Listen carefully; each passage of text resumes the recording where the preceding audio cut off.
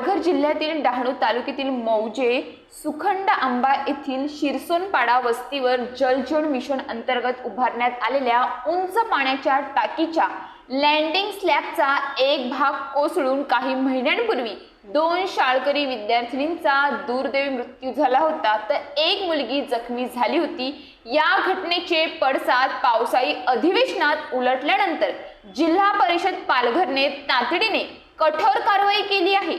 या घटनेच्या चौकशीसाठी शासनाकडून VJTI या संस्थेची स्ट्रक्चर ऑडिटसाठी नियुक्ती करण्यात आली होती। प्राप्त स्ट्रक्चर ऑडिट अहवालात संबंधित जलकुंभाच्या संरचनेत गंभीर बांधकाम दोष आढळून आले। या अहवालाच्या आधारे जिल्हा परिषद पालघरचे मुख्य कार्यकारी अधिकारी मनोज रांडे यांनी संबंधित कंत्राटदारास 3ही साठवण टाक्या पाडून नव्याने बांधण्याचे तात्काळ आदेश दिले आहेत। तसेच या दुर्घटनेस जबाबदार असलेल्या कंत्राटदारांविरोधात कठोर कारवाईची प्रक्रिया सुरू करण्यात आली आहे।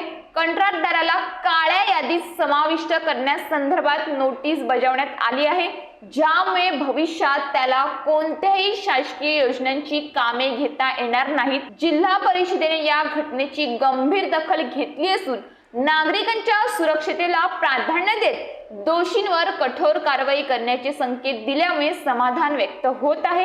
पालघर जिल्ह्यातील जल जीवन मिशन योजनांच्या कामांमध्ये मोठ्या प्रमाणात भ्रष्टाचार झाल्याचे आरोप होत असून सुखंड आंबा येथील घटनेमुळे योजनांच्या कामांची चौकशी करण्याची मागणी पुढे येत आहे।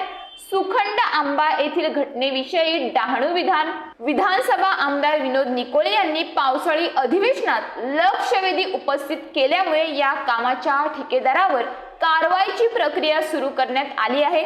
मात्र जिल्ह्यात बऱ्याच ठिकाणी योजनांचे काम निकृष्ट पद्धतीने झाले असून यासाठी योजनांची चौकशी करण्याची मागणी पुढे येत आहे।